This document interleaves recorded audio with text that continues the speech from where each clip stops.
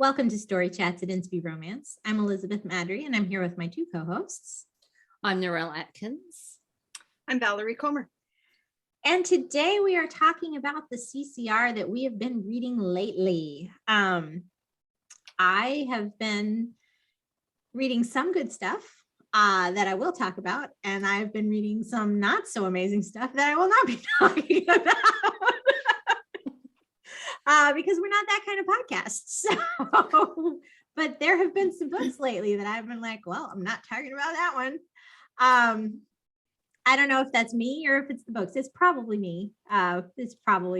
Because this life has been upheaval with moving and stuff. So I think it goes in phases though too. And I mean, I tend to read quite a lot, and we do this particular episode once a month. So in between reading for some of the specific podcasts, there's usually, enough other that I can go, yes, I would talk about that one, or I hope the next one is one that will make it into the reading list.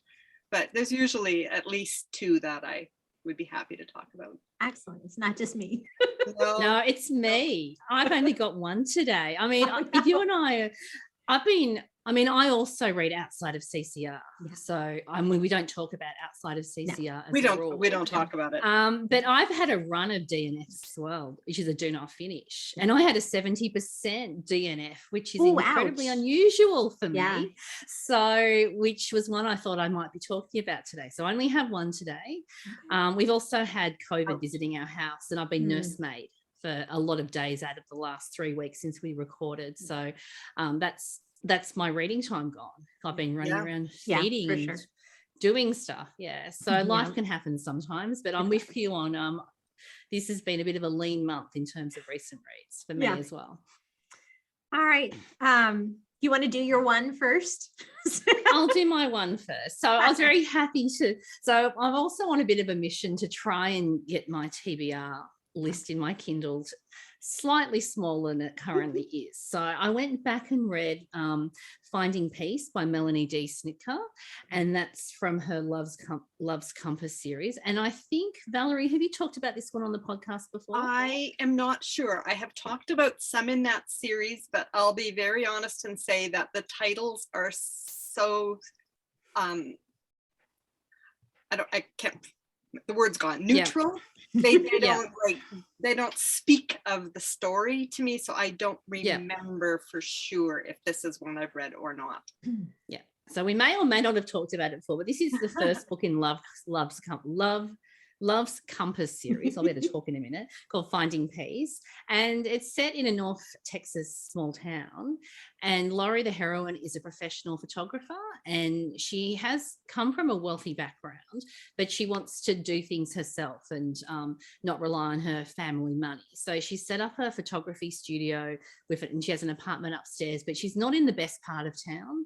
It's a bit seedy where she is. And there goes Chris. He's like, I am done. Books by Cooney.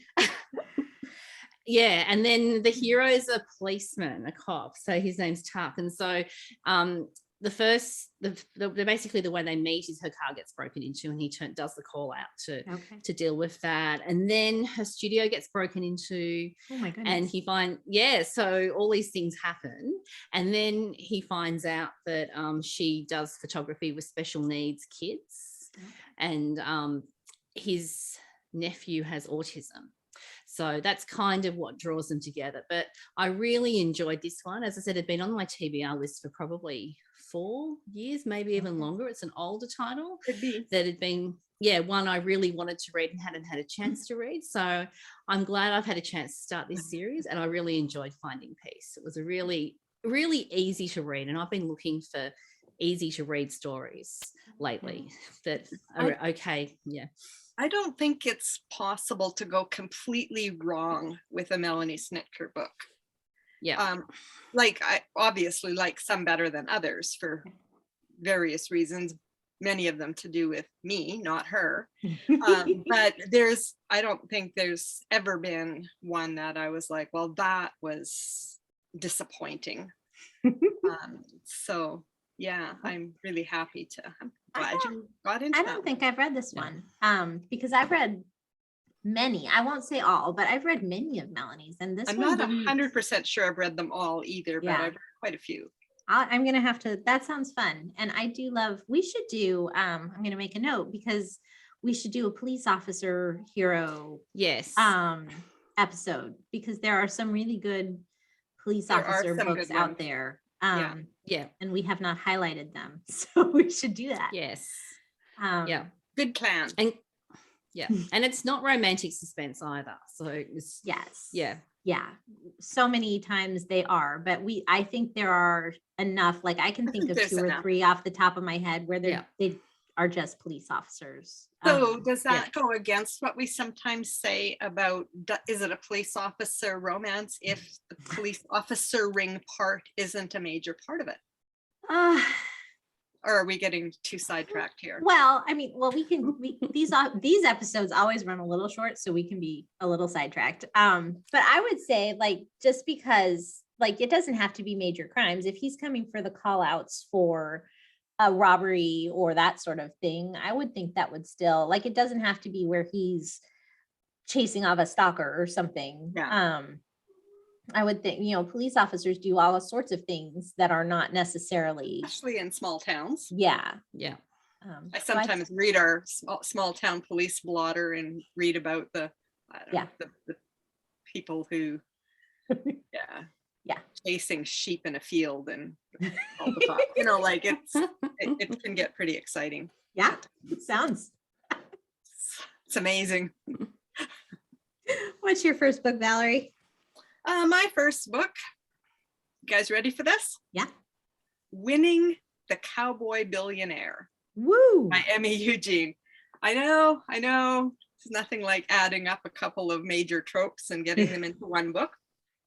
And a lot of times, some of the tropey books can be fairly forgettable. This one was pretty unique in that the heroine, whose name is Ollie, is a perfume manufacturer. And Emmy Eugene really was very consistent with that. So this heroine is constantly like, I don't know, she sniffs up the hero's jacket like, I could bottle that. What would I use? Kind of stuff. And everything to her is what is the combination of smells that goes into this. So that was super unique. I don't think I've ever read a perfumer. So she has this chance to win a contract with a major department store to have her scents in all these stores. So this is a major breakthrough, but the guy who owns this company that would give her this advertising break is old school and thinks that, should be a family thing. And she doesn't think she needs a man, but she'll get a fake boyfriend if that's what she needs. So she asks the guy next door, who happens to be this cowboy billionaire.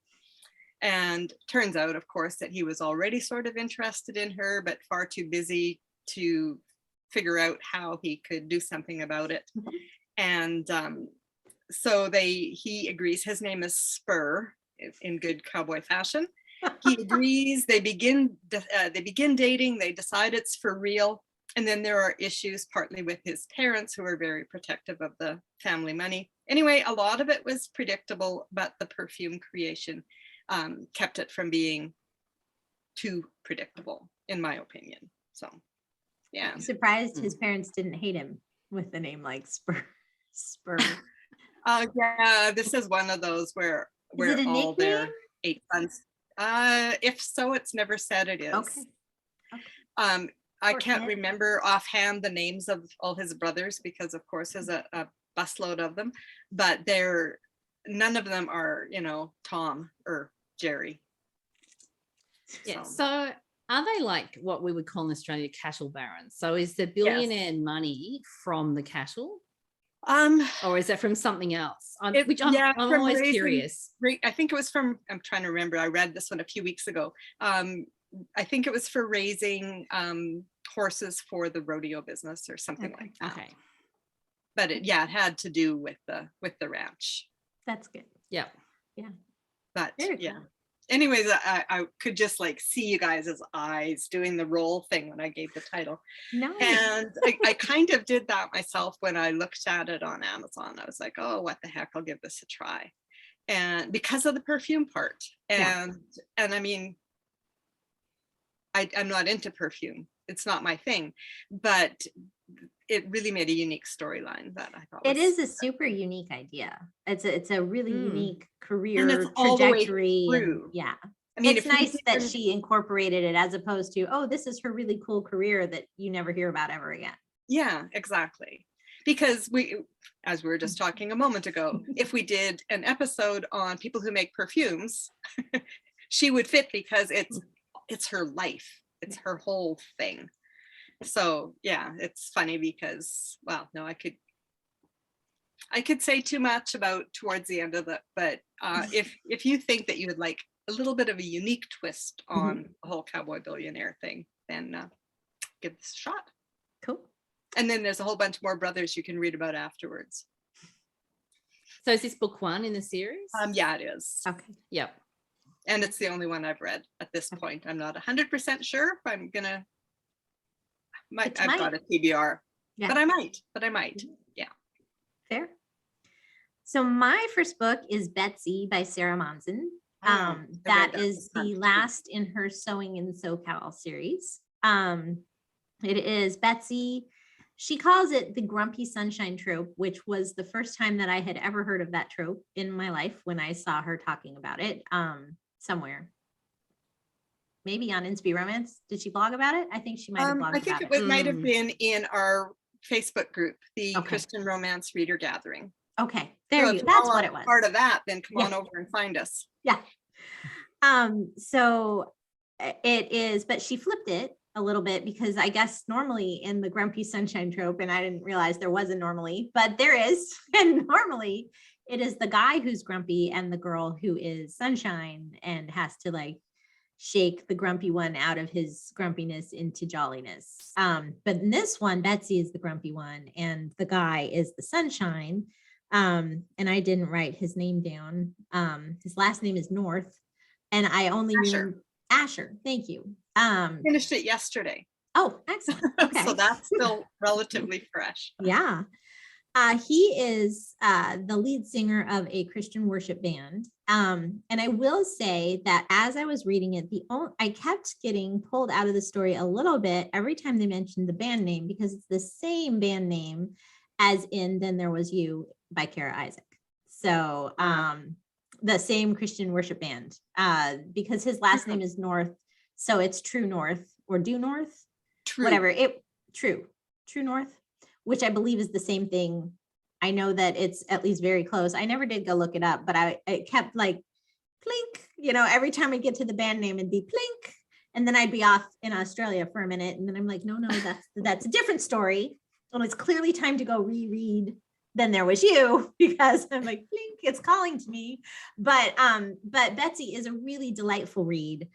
Of the Sewing in SoCal series, this one might be my favorite, and not just because it's the one I most recently read.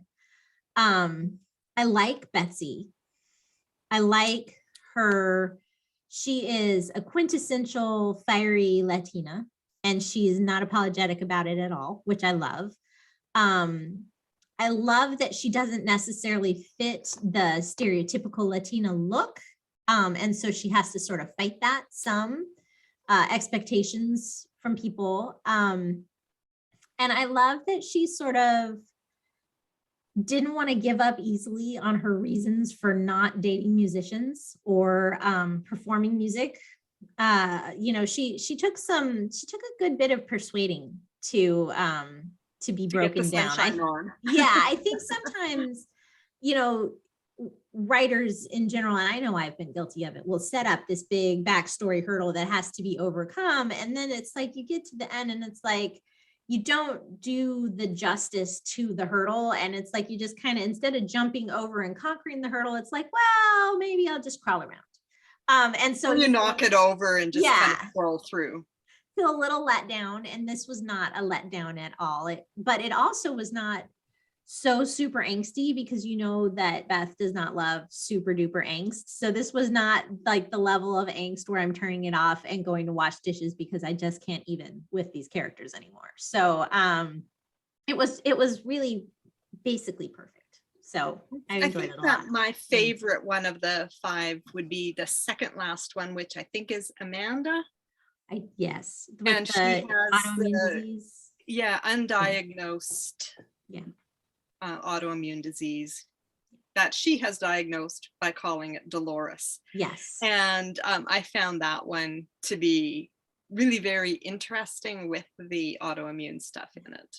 As well as a great. That would have been my favorite until I read Betsy. So it would be my second favorite. That's fair. I have a question. Yeah. With Grumpy Sunshine, particularly if you're talking about it's often the hero who's grumpy, is that similar to Beauty and the Beast? Probably. In terms of trope?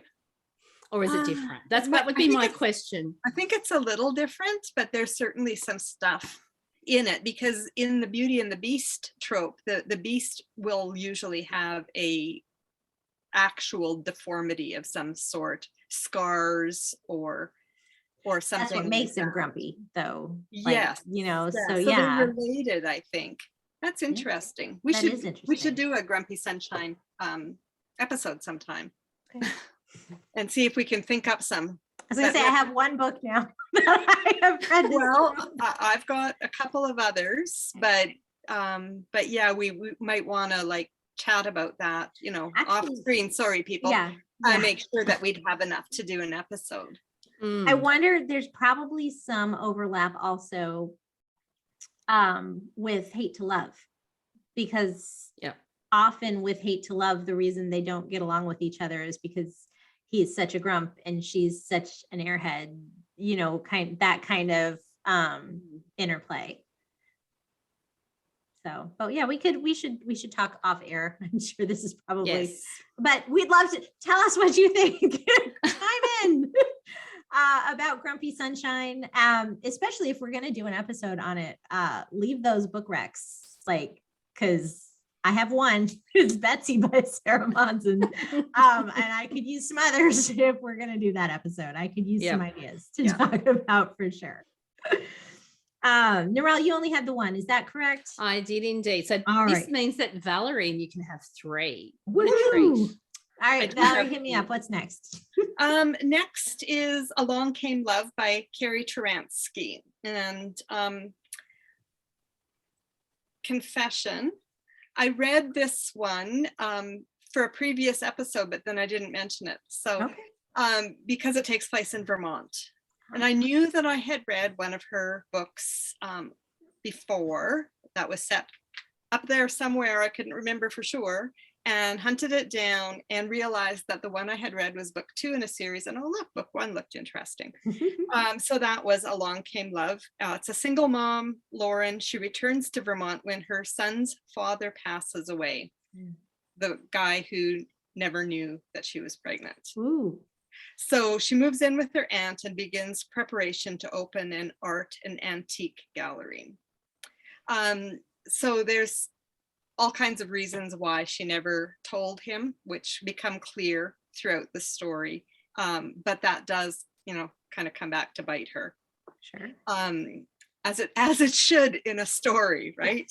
Yes. The guy is a former missionary. His name is Wes. He's stranded there, like literally he's walking down the road in a blizzard. She makes her mind up not to pick up the scruffy looking guy, but then she lands in a snowbank and he helps her get out, and then she has to be nice to him. So that's how it starts. So that's kind of funny. But there's secrets. They're both keeping secrets. Her son's father is part of her secret, and he has other ones. And so when those start coming out, then there are the predictable fallout from that. Sure. The second one, Surrendered Hearts, is also in that series. I did give another skim through that one because I'm like, oh wait, these characters are secondary in the first one, and I don't really remember completely what happened to them. So is Surrendered Hearts the one with the burns, the scars? Yeah, I want to say she has facial scarring, I believe. I've read, I think so. That's the one that I've read. Because I liked that a lot. Yes. She's always wearing like long sleeves and collars and stuff. From a fire or something. Yes, that is the one. Okay. Yeah. That's a great story. Yeah. So there's a prequel. Yeah. And it's called Along Came Love. Excellent. I need to read it. Another episode we could do someday would be some of our favorite rereads, books that we actually do go back to. Yeah. I don't very often, so there would be not many on my list, but I know you do far more than I do. I do. I reread a lot. Yeah. So for you, it would have to be, which ones have I read 4 times? Right. Yeah. It's like, how long is this episode? Because like I can just talk for hours. All right, my second one is Love You Truly by Susan L. Tuttle, which I feel like, was it Narelle? Did you recommend this one maybe on the podcast and I added it to my list? No, but one of our guests did. I can't remember who, but I'm certain one of our guests has. This is one where like I listened to our own podcast and I was so excited, and it is a reality show. So maybe back to that reality show podcast is where I got this a year and a half ago. Yeah, a long time ago. It is a nurse, and she's a nurse and an aspiring photographer. It's not medical romance because she spends no time in the hospital. Like, you just happen to know that she's a nurse, but what her passion is to be a photographer. So it's a photographer's romance. Yes, it's a photographer romance, but not even that. We could do an episode on that. We haven't done an episode on photographers, but there's a lot of photographers running around in CCR. Yeah. She has a disabled sister. And so she wants to help. Her sister wants to set up this nonprofit to get wheelchairs to kids who need them but can't afford them. And so she's trying to get, save up every penny she has to get the startup funds so that this corporation might match their funds, or it's sort of if you can provide X amount, then we'll see you're serious and we'll provide Y amount situation. So she's struggling to find this money. And so because of that, she agrees to go on a dating show that's similar to The Bachelorette, where there's a cash prize at the end.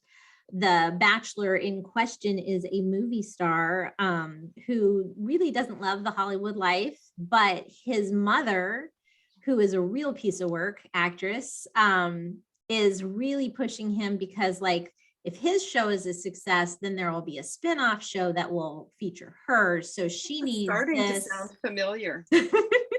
She needs this to get her show off the ground. And that's really all she cares about. So she's involved behind the scenes of this show, like vetting the contestants and trying to push, like, these are the ones we're for sure going to keep on because it's good drama. It doesn't.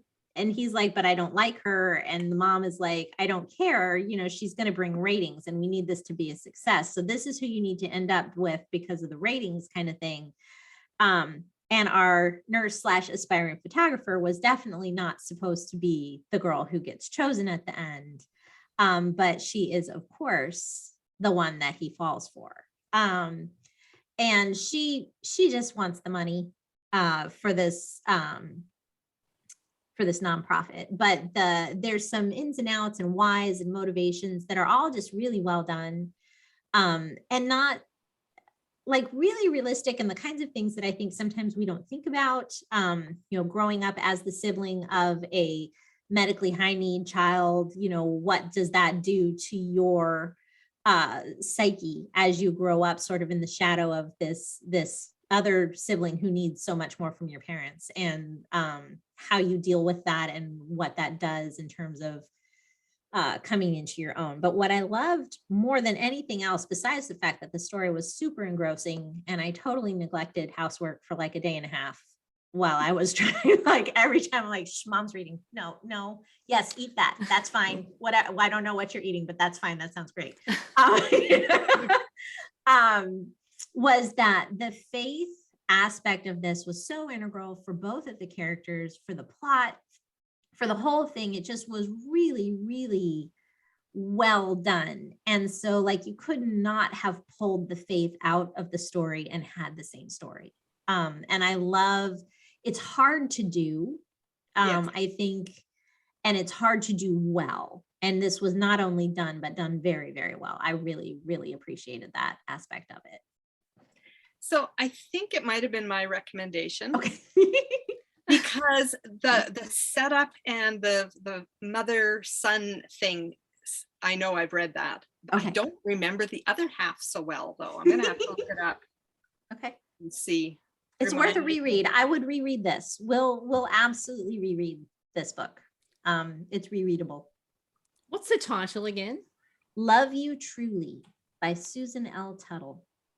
I don't have my list here where I can grab it easily, but I will Okay. look for that and remind me to stick a comment on YouTube on I that. found it only because I'm the one that does all the social media. So I actually have all the episodes in a note in my phone, which makes it searchable. So episode 79.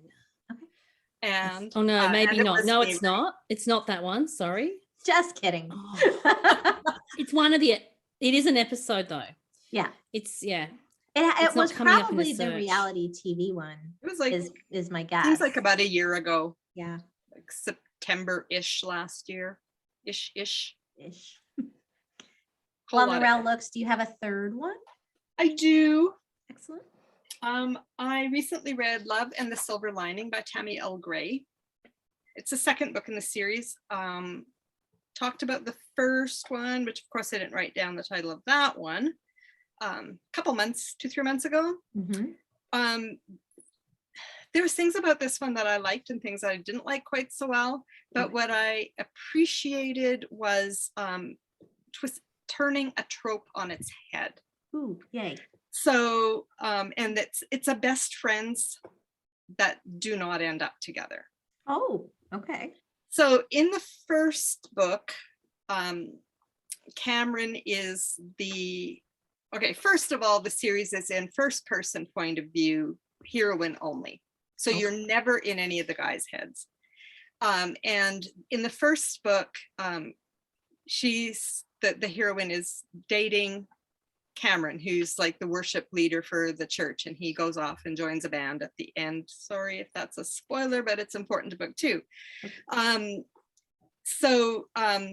And even in the first book, you know that Cameron and Darcy are best friends and they're always hanging out. You know that Darcy's going on a mission trip soon. So now we're in Darcy's head for book two, Love and the Silver Lining.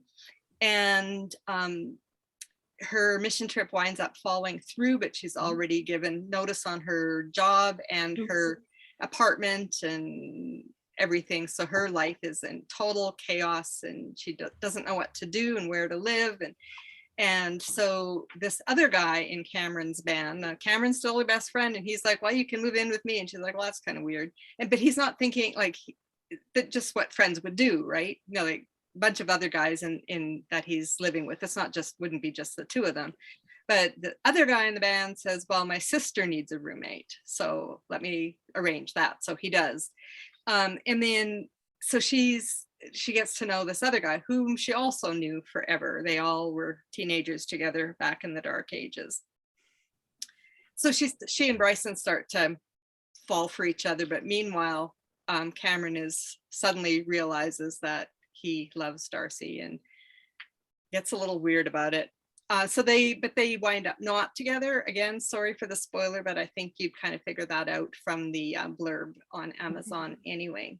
So the third book apparently is Cameron's story. So I don't know, I'm kind of over Cameron. If you're gonna spoil it all, does Darcy end up with Bryson? Is that who she then ends up with? Yeah. Okay. Yeah.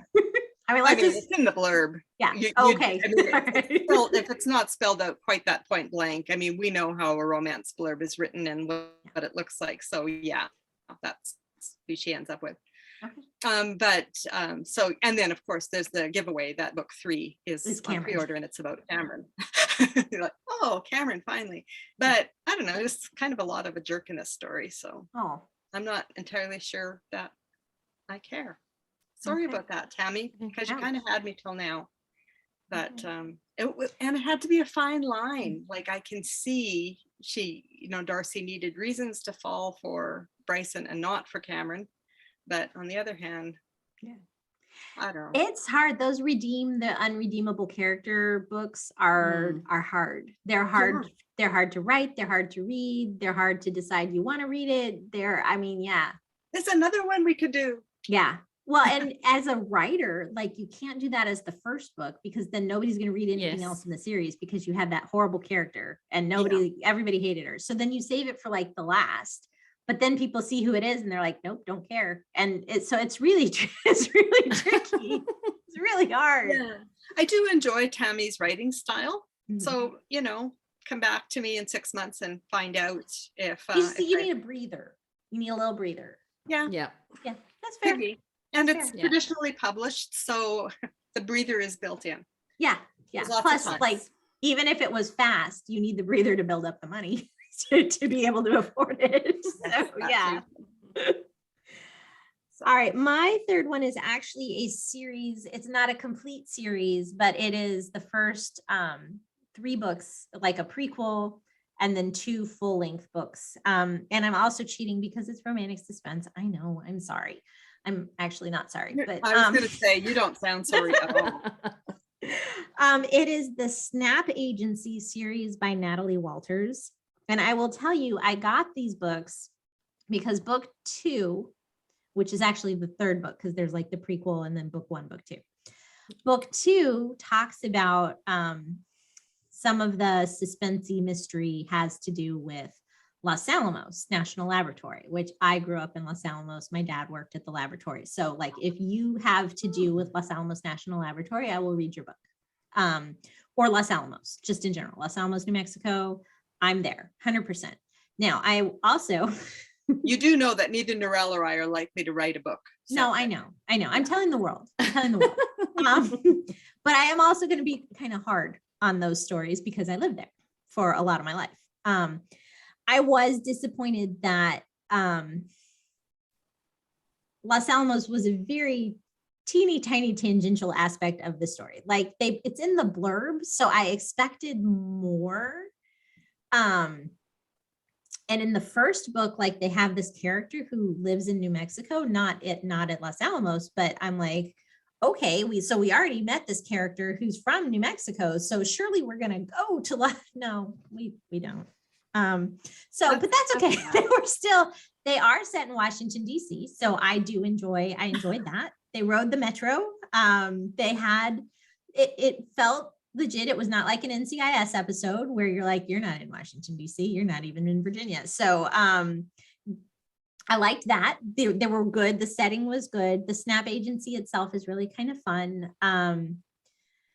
Does it stand for something? Yes. Did you write it down?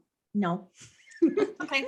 It's strategic something. Yeah. Okay. So it's founded by the prequel, which I think you get from Natalie's. No, I bought it on Amazon. Yeah, I bought it on Amazon. Is about the founders, how the agency came to be. He worked for the CIA and then this mission went bad. And so he left and had to come do this. I will say also though, in that prequel, like he has this whole love interest thing going on, which is great. And it's fantastic. And so then you're expecting to hear like, you have no idea. 3 books I've read. I don't know if he ended up with her. I have no idea. Like I don't know. Like, are they not even in the books? Or he's so verklempt in that first book, like about if I go on this mission, will she be waiting? Am I, if I do this, am I betraying my promises to her that I was leaving the CIA? All this stuff. And then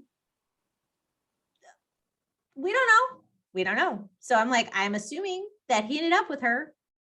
I think. So is it romantic suspense then? Yeah, they're romantic suspense, but like the first one was just, I guess, a setup of the agency. It could have been romantic suspense, but I was a little sad. I kept reading, waiting to find out at least a little bit like his wife, his kids, because it's several years later, the first 2 books after this prequel. And I'm like, I needed a little more in there, but I didn't get it.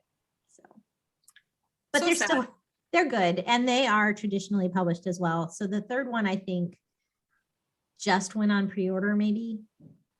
You might not even be able to let her know that you would like a little more resolution here, please and thanks. It's probably too late. It's too late.